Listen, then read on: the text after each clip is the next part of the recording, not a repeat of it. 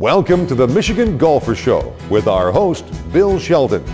Join us each week as we explore the courses, the people, and the events that shape our great game. Welcome to this edition of the Michigan Golfer. We're broadcasting from the Michigan Golf Show, which is the largest consumer golf show in America. Our guest today has 27 years golf experience. In addition to being a Class A professional, he's a course designer, course contractor, and course manager.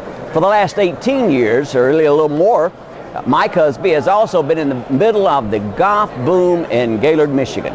We're delighted to have you here, Mike, and with all of these different things that you do in your life, what do you have, how do you prioritize your day? Well, most important thing is to make sure you know where you're waking up. When you wake up in the morning, you just go to work and get the job done that day, Bill.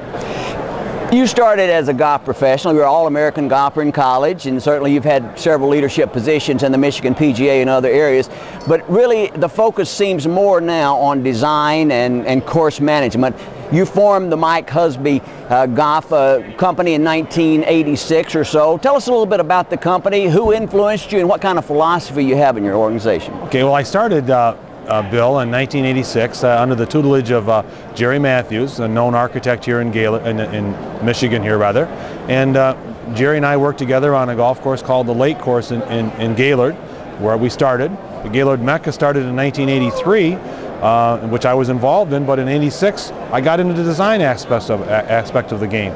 And it was a wonderful experience. It turned out to be a great golf course. And from there, it's just been a wonderful career I've had. I've had the opportunity not only to manage great facilities, but I'm having the opportunity to design great facilities, and I really enjoy it, Bill. What's really the philosophy when you talk to prospective owners about designing a course? What's your philosophy of the company? Well, most important thing, Bill, I feel, is that you have to respond to what the client, which is the owner of the facility, what they want. Whether they want a real difficult golf course, whether a playable golf course, if they're looking, what are they really looking for? And I feel that I need to be judged not by the finished product, but how closely the finished product matches what the client actually wanted. And in every case I've done so far, the clients have been extremely happy. The finished product has been exactly what they wanted. There are two areas of Michigan that you've really been involved in. We're going to talk about one later, that being the Upper Peninsula and some projects there, but certainly there's no question that golf in Gaylord, some people say it's the Michigan Mecca of golf, and you have been such a part in numerous courses in that area. How did you focus on that area? Well, I moved there in 1981, took over as the head golf professional at Mishaway, the Mishaway complex in Gaylord.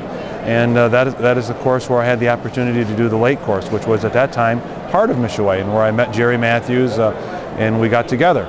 But actually the Mecca, Bill, was started, as I mentioned earlier, in 1983 by three of us sitting down at a table. It was actually Keith Gornick, a gentleman by the name of Pat Duffy. Keith Gornick, as you know, is the owner of the Otsego Club, and Pat Duffy and myself, and we started to come up with a dream and a scheme of how to make golf a reality and make Gaylord a destination.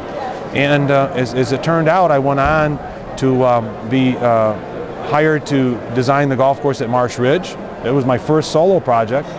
Then I went on and did the Loon Golf Club in Gaylord. That was my second solo project. I was then hired to go back and remodel some of the holes on the original Lake Course that Jerry and I had done together. And then was hired to go back and redesign some of the holes at the Hidden Valley Otsego Club, the Classic. Did a fantastic driving range facility for them that they use. So I've been involved and lived in my offices in Gaylord since 1981, Bill. So I've been there for 20 years. This is my 20th year in Gaylord. After a brief break, we're going to come back and talk about that other unlikely area, it seems, the Upper Peninsula of Michigan. But we're going to take this break from the Michigan Golf Show. We'll be right back.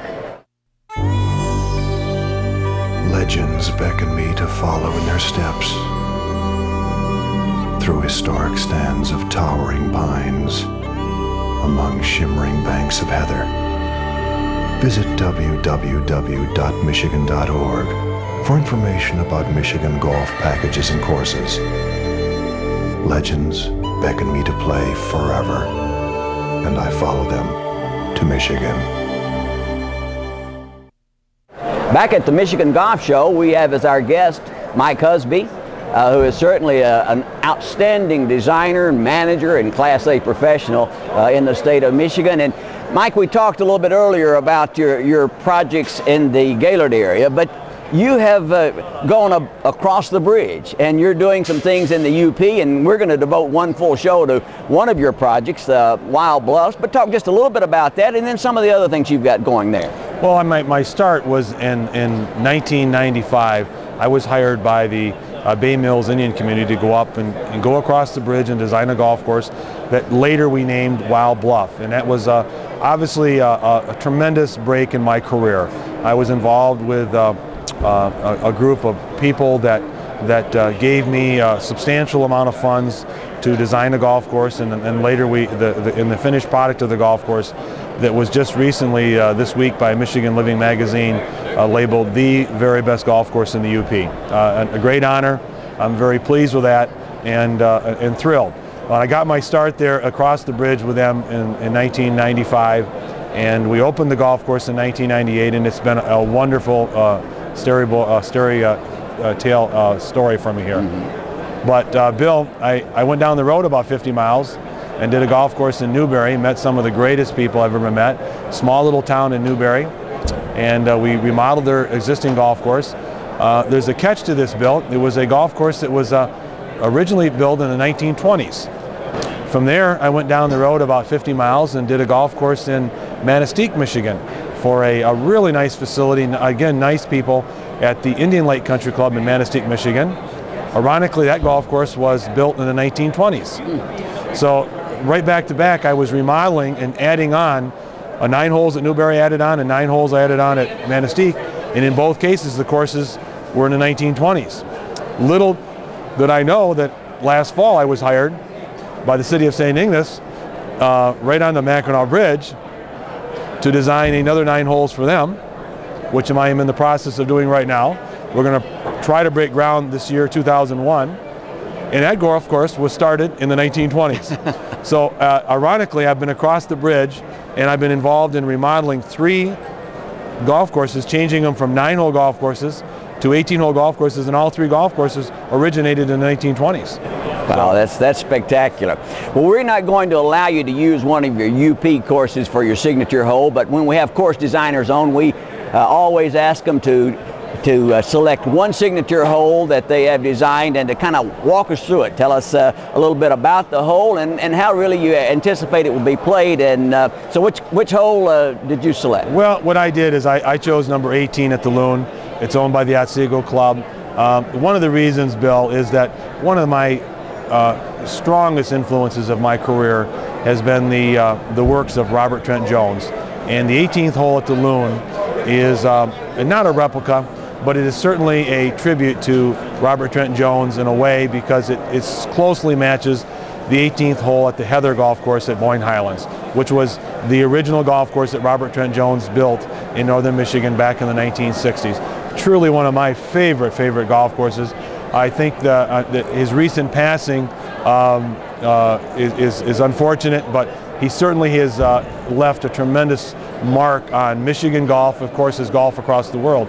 Was a great influence on me. I love his designs, and the 18th hole at the Loon is a magnificent finishing hole with a lake just in front of the green, and you have to lay up in front of the lake, and a beautiful clubhouse in the background, and I'm really proud of the golf hole. But a lot of people, when they get done playing it, would come in and say to me after seeing the course and say, "That looks an awful lot like the 18th hole at the Heather." And I'd say, "Yeah, that is correct." And so I call that my signature hole.